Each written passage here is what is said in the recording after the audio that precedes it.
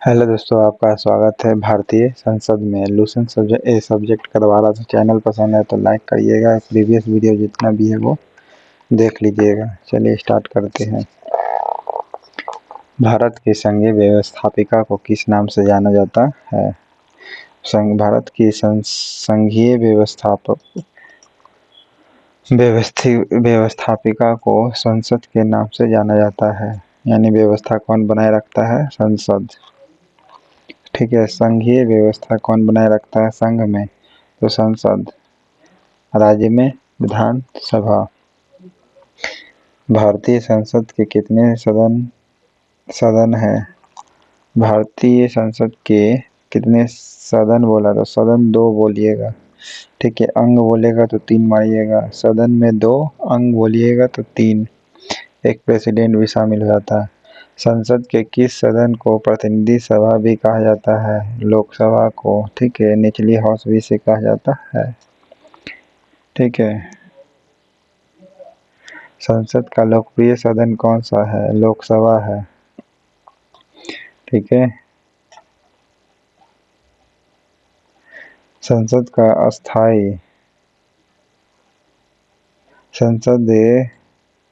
अस्थायी सदन कौन कहलाता है? राज्यसभा। ओके। राज्यसभा कहलाती है और हर 6 वर्ष पर रिटायर होता है। किसका? राज्यसभा के सदस्य। लोकसभा के 5 साल पर रिटायर होता है। ठीक है। सदन 5 साल के लिए मतलब एक सदस्य रहेगा। इसमें 6 साल के लिए रहता है, लेकिन हर साल रिटायरमेंट लगभग हो जाती है 1/3।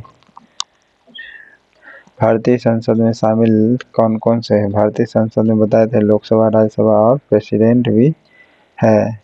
ठीक है। शामिल अंग लोकसभा, राज्यसभा और प्रेसिडेंट, ये तीनों ही है।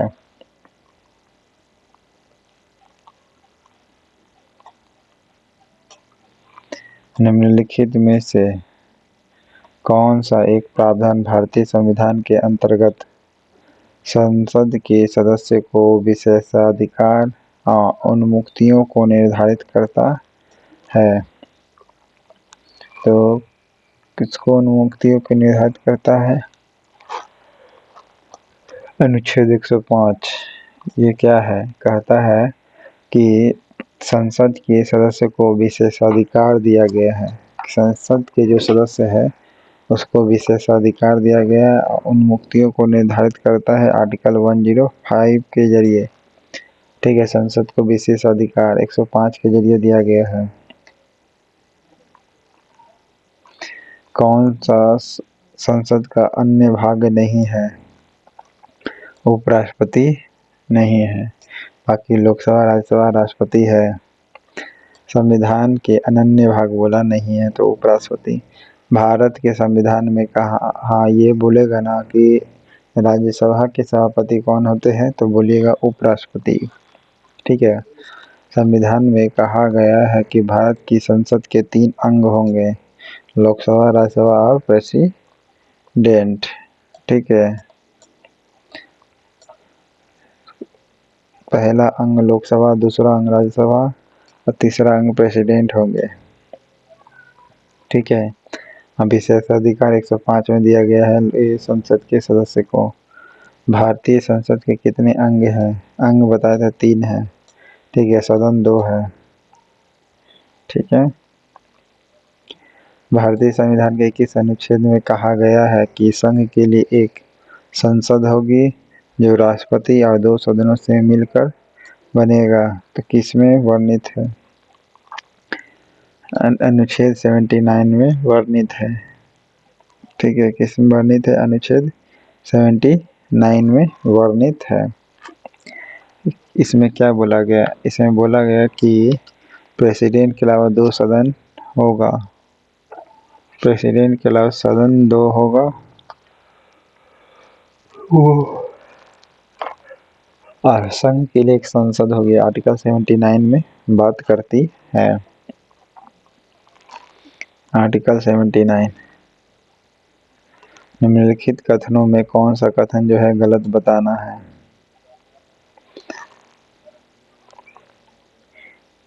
गलत। लोकसभा को संसद का प्रथम सदन कहा गया, जी हाँ। राज्यसभा को द्वितीय सदन कहा गया, बिल्कुल हाँ। उच्च सदन भी कहा जाता है। राज्यसभा एक अस्थायी सदन है, जी नहीं, अस्थायी सदन है, गलत है। अस्थायी से अस्थायी लिख दीजिएगा, ठीक है।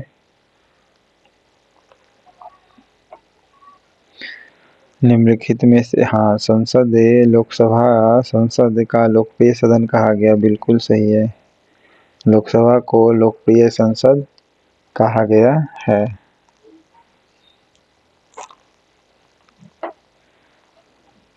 निम्नलिखित में से कौन सा कथन जो है सही है, ये बताना है आपको।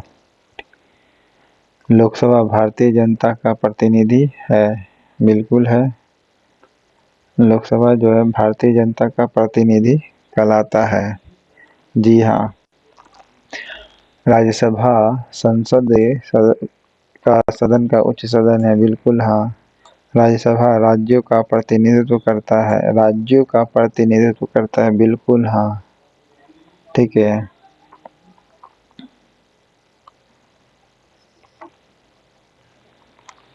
नेक्स्ट है, उपयुक्त डी मारिएगा सभी। संसद के निम्न सदन एवं उच्च सदन क्रमशः है कौन? उच्च निम्न सदन लोकसभा, उच्च सदन राज्य सभा है, ओके। उच्च सदन कौन सा होगा? राज्यसभा, और निम्न सदन लोकसभा होगा।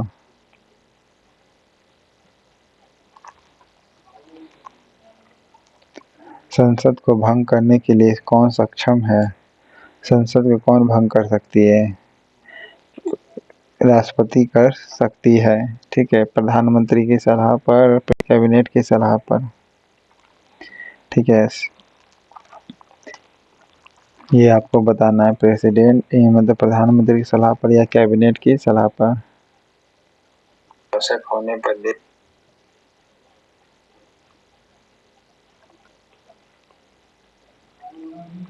संसद को भंग करने के लिए कौन सक्षम है? तो प्रेसिडेंट ही होती है। भारतीय संसद की संप्रभुता प्रतिबंधित है, किसमें? भारतीय संसद की संप्रभुता प्रतिबंधित है, किसमें है आपका? न्यायिक समीक्षा से है, ओके। न्यायिक समीक्षा से भारतीय संसद की संप्रभुता प्रतिबंधित है, किससे? न्यायिक समीक्षा से है। संसद के कितने सत्र होते हैं?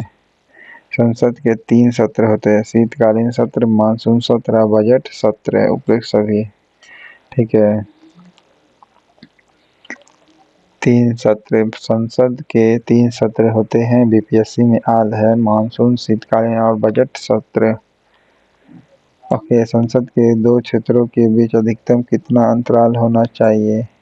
2 क्षेत्रों के बोल दिया, 2 सदन मतलब ये बैठक बोल रहा है कि बैठक कब होना चाहिए, तो 6 महीने का अंतराल होना चाहिए, ओके। संसद के दोनों सदनों का संयुक्त अधिवेशन आयोजित होती है, कब? जब ऐसे विधेयक पर विचार करना हो और उसे पारित करना हो, उसके लिए जिस पर दोनों सदनों में मतभेद हो, कोई बिल है जिस पर दोनों ही सदन आपस में मतभेद किया हुआ है, क्योंकि बिल का पारित होना दोनों सदन से जरूरी है। निम्नलिखित कोटों में से कौन सही उत्तर है? तो केवल 4 सही है, ठीक है। संयुक्त अधिवेशन विधेयक के लिए, कोई बिल के लिए बुलाई जाती है, ठीक है, पारित करवाना हो तब, आप पर दोनों में विवाद हो रहा तब भी बुलाई जाती है।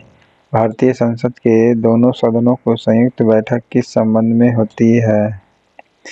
तो देखिए, साधारण विधेयक पर होती है या संविधान संशोधन विधेयक पर होती है?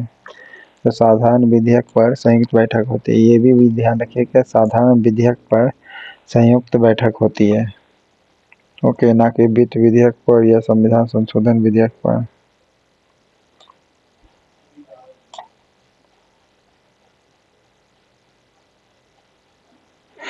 साधारण विधेयक से संबंधित गतिरोध को दूर करने के लिए संसद के दोनों सदनों की संयुक्त बैठक कौन बुलाता है? प्रेसिडेंट बुलाती है। ठीक है, कौन बुलाएगा? प्रेसिडेंट बुलाएगा, लेकिन लोकसभा अध्यक्ष जो है ना, यही अध्यक्षता करेगी।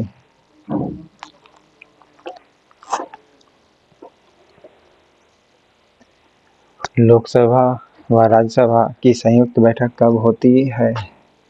संयुक्त बैठक तो साधारण विधेयक पर कोई ये हो, विवाद हो, तभी की जाती है।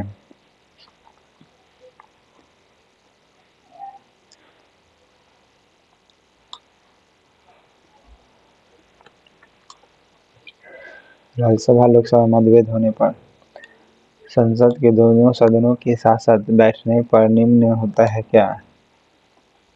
दोनों बैठेगा तो एक बिल जिस पर क्या होगा, दोनों सदन सहमत ना हो, उस पर विचार करने के लिए बुलाया जाता है प्रेसिडेंट के द्वारा। यदि किसी सामान्य विधेयक पर राज्यसभा लोकसभा के बीच गतिरोध होता है तो उसका समाधान कौन करेगा? संसद का संयुक्त सत्र करेगा। संयुक्त सत्र 108 के जरिए बुलाई जाती है आर्टिकल। ठीक है, संयुक्त सत्र का प्रयोजन 108 में किया गया आर्टिकल का।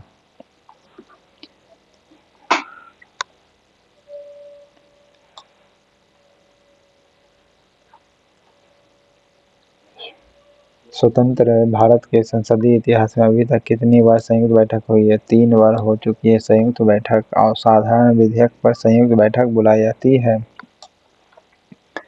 क्या प्रेसिडेंट या उपराष्ट्रपति कभी संयुक्त अधिवेशन की अध्यक्षता करता है? जी नहीं। ठीक है, जी नहीं कहिएगा, कभी यानी नहीं। नहीं सिर्फ नहीं मानना है, बल्कि कभी नहीं। संसद के दोनों सदनों के संयुक्त अधिवेशन की अध्यक्षता कौन करता है? लोकसभा अध्यक्ष बताए थे पहले। बुलाएगा प्रेसिडेंट, लेकिन बैठक करेगा कौन? लोकसभा अध्यक्ष। संसद की संयुक्त बैठक को कौन संबोधित करता है? संबोधित करेगा प्रेसिडेंट। ठीक है, संयुक्त सत्र को संबोधित कौन करेगा? प्रेसिडेंट करेगा। बुलाएगा भी प्रेसिडेंट, बट चर्चा करवाएगा कौन? लोकसभा अध्यक्ष। संसद के संयुक्त जो सदन है उसकी बैठक के लिए आयोजित की जाती है क्या?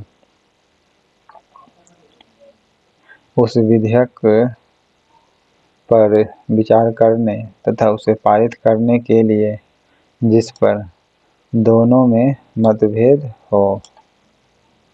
ठीक है, फिर से क्यों बुलाई जाती है? क्योंकि मतभेद को दूर करने के लिए बुलाई जाती है। आर्टिकल 108 के जरिए बुलाई जाती है। बुलाता है प्रेसिडेंट, अध्यक्षता करेगा लोकसभा अध्यक्ष। संसद के संयुक्त अधिवेशन में विधेयक पारित होता है।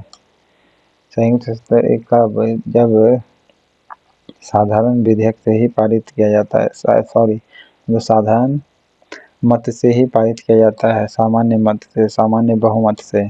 दोनों सदन में जो उपस्थित जो सदस्य होंगे, मतदान जो किया है सदस्य, उसके सामान्य बहुमत से पारित कर दिया जाएगा संयुक्त सत्र का जो भी विधेयक आएगा, यानी बिल आएगा। उपस्थित तथा मतदान करने वाले सदस्य के सामान्य बहुमत से आएगा।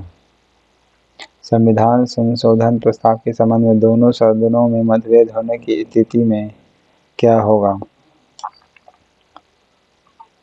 प्रस्ताव गिर जाएगा। क्यों गिर जाएगा? क्योंकि ये जो साधारण विधेयक नहीं है, बल्कि संविधान संशोधन विधेयक है। इस प्रस्ताव में अगर दोनों में मतभेद है तो प्रस्ताव जो होगा क्या हो जाएगा? गिर जाएगा। ठीक है, दोनों सदन में मतभेद होगा तो प्रस्ताव गिर जाएगा। संविधान संशोधन के बारे में बोला यही।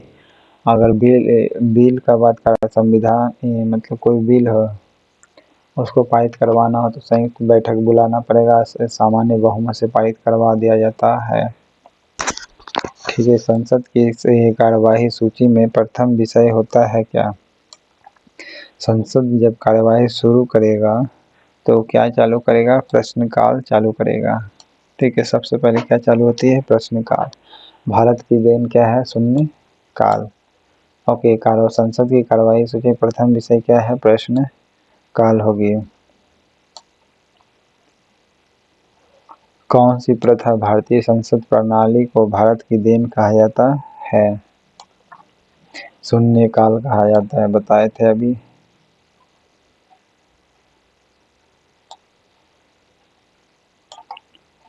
संसद के किसी सदस्य की सदस्यता कब समाप्त हो समझी जाती है? यदि वह सदन को सूचित किए बिना अनुपस्थित रहता यानी नहीं आता है। अगर 60 दिन बिना बतैले चल गया तो बेटा का गया, टिकट कट जाएगा। ठीक है, इसलिए क्या किया जाता है? सदन को सूचित करके लेटर दे करके जाया जाता है। एक वर्ष में कम से कम कितनी बार संसद की बैठक होना आवश्यक है? कम से कम 2 बार बैठक ही होता है। ठीक है, शीतकाल सत्र और मानसून सत्र।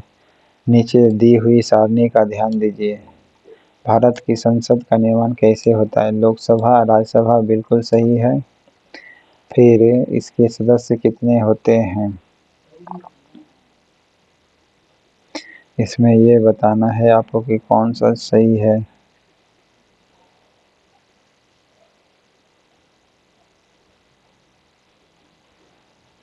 250 से अनाधिक सदस्य है।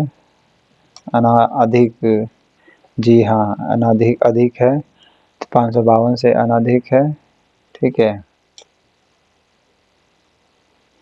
अधिक सदस्य 12 नाम निर्देशित है। 12 नाम निर्देशित है राज्यसभा से, जी हाँ बिल्कुल होती है। और 238 से अनाधिक राज्य और संघ राज्य के क्षेत्रों के प्रतिनिधि होते हैं। तो 20 से अधिक नाम निर्देशित सदस्य होते हैं। या फिर अनाधिक संघ राज्य क्षेत्र से कितना क्षेत्र अति होते हैं? 20 से अधिक अनाधिक प्रतिनिधि होते संघ राज्य क्षेत्र से, जो केंद्रीय सदस्य होगा। ओके, 530 अनाधिक राज्यों से लोकसभा में 530 से अनाधिक राज्यों के प्रतिनिधि होते हैं। 2 से अधिक नाम निर्देशित एंग्लो इंडियन का होता है, यानी दो एंग्लो इंडियन चुनाता है। अब बाकी सब राज्य से प्रतिनिधि चुना के आते हैं। ठीक है, एक्स के जगह पर कितना सदस्य हो गए? 20 सदस्य होंगे, तभी तो 552 बनेंगे। भारत के संविधान में निम्नलिखित में से, तो ऑप्शन सी मारिएगा इसका। भारत के संविधान में क्या कथन सही है? भारत के बारे में जो सही है, राष्ट्रपति संसद के किसी सदन का सदस्य नहीं होगा, राष्ट्रपति संसद का सदस्य होता है। ठीक है, तो इसमें क्या कथित है जो सही है?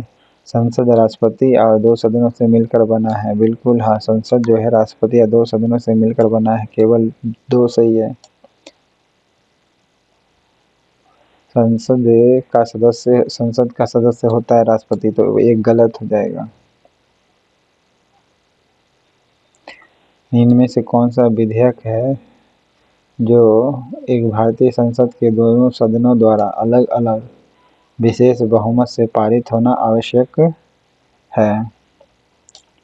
संविधान संशोधन विधेयक जो है ये भारतीय संसद के दोनों सदनों द्वारा अलग अलग करना है, एक ही सदन से नहीं।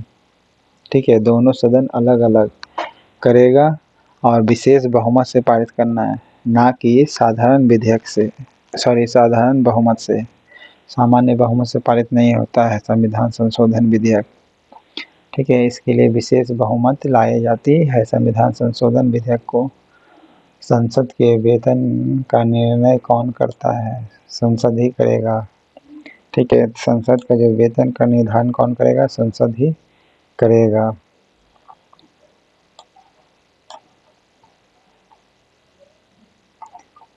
संसद के कुल सदस्यों को कितना भाग वैधानिक चैम्बर की मीटिंग बुलाने के लिए आवश्यक घनपूर्ति यानी कोरम है? घनपूर्ति 1/10 है। ओके। संसद के कुल सदस्यों का कितना भाग वैधानिक चैम्बर यानी लीगल चैम्बर अगर बुलाना है मीटिंग तो कितना सदस्य का कम से कम 110 होना चाहिए, फोरम 1/10 होनी चाहिए। संसदीय प्रणाली वाली सरकार को अन्य किस नाम से जाना जाता है? तो अन्य किस नाम से जाना जाता है? संघीय सरकार के नाम से जाना जाता है। संसदीय प्रणाली वाली सरकार को अन्य किस नाम से जाना जाता है? तो संघीय सरकार के नाम से जाना जाता है। भारतीय से राजनीतिक व्यवस्था में कार्यपालिका डैश डैश डैश के अधीन रहकर कार्य करती है। कार्यपालिका किसके अधीन रह करके कार्य करती है? तो चुनाव आयोग के या फिर न्यायपालिका, न्यायपालिका के अधीन रह करके कार्य करती है। फिर सुनिए, भारतीय राजनीतिक व्यवस्था में कार्यपालिका किसके अधीन रह करके कार्य करती है? न्यायपालिका के अधीन। न्यायपालिका के अधीन रह करके कार्य करती है। कार्यपालिका किसके अधीन रह करके कार्य करती है? न्यायपालिका के अधीन रहकर कार्य करती है। संविधान लागू होने के बाद सर्वप्रथम त्रिशंकु संसद यानी जिसे हंग पार्लियामेंट भी कहा जाता है, इंग्लिश में हंग पार्लियामेंट कहा जाता है, का गठन कब हुआ था?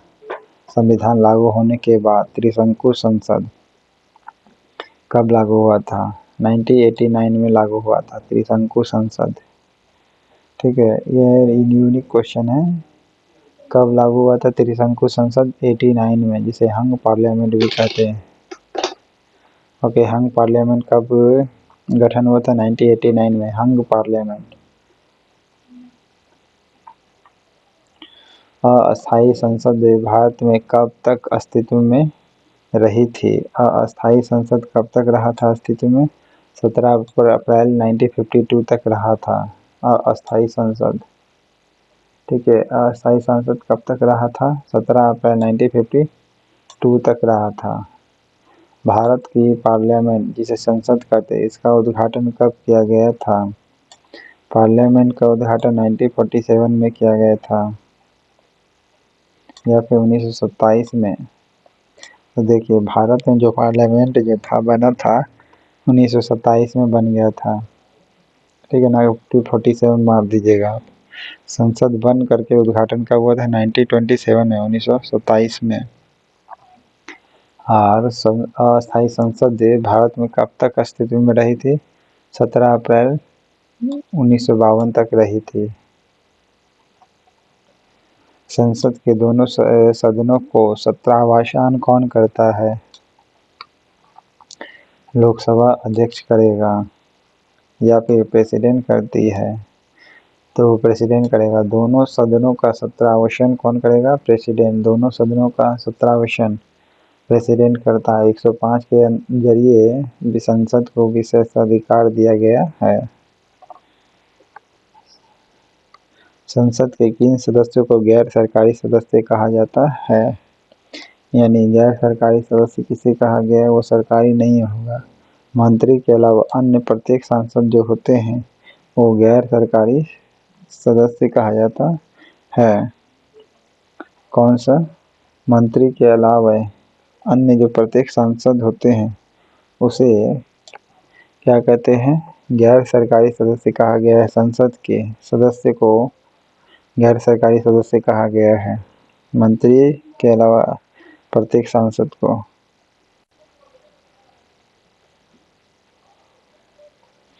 क्योंकि ये सभी जो होते हैं ना 5 साल पर रिटायर होते हैं।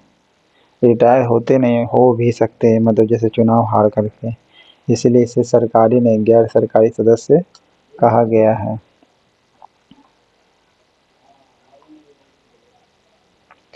भारत सरकार के निर्णयानुसार संसद का एक सदस्य अपने क्षेत्र के विकासात्मक कार्यक्रमों हेतु कितनी राशि खर्च कर सकता है? देखिए, अब तो ये वेरिएबल चीज़ है क्योंकि ये बदलते रहता है। ठीक है, अब अभी जैसे बुक्स छपा है तो 5 करोड़ है, इससे पहले 1 करोड़ था, और भी बदलते रहता है। किसी संसद सदस्य की अयोग्यता के संदर्भ में निर्णय कौन करता है? संसद का सदस्य अयोग्य है या योग्य है, ये डायरेक्ट करेगा अध्यक्ष या सभापति ही करती है या प्रेसिडेंट, तो प्रेसिडेंट करेगा। ठीक है, संसद का कोई सदस्य जो है अयोग्यता का निर्णय कौन निर्धारित करेगा, तो प्रेसिडेंट करेगी। ठीक है, प्रेसिडेंट निर्धारित करेगा, ना कि अध्यक्ष या सभापति।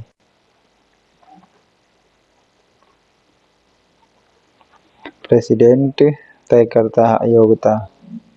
भारत के संचित निधि से धन निर्गमन पर किसका नियंत्रण होता है? भारत का जो संचित निधि है उससे धन निर्गमन पर किसका नियंत्रण होता है? संसद का। यानी संचित निधि से धन ऐसे ही आप नहीं निकाल सकते, इसका कंट्रोल होता है संसद का ही, जिसे धन निर्गमन कहते हैं। इसका कंट्रोल किसका होता है? संसद का होता है। इसमें मात्र 50 क्वेश्चन था दोस्तों भारत के संसद से संबंधित। चैनल पसंद आए तो लाइक करिएगा, सब्सक्राइब करिएगा। Thank you.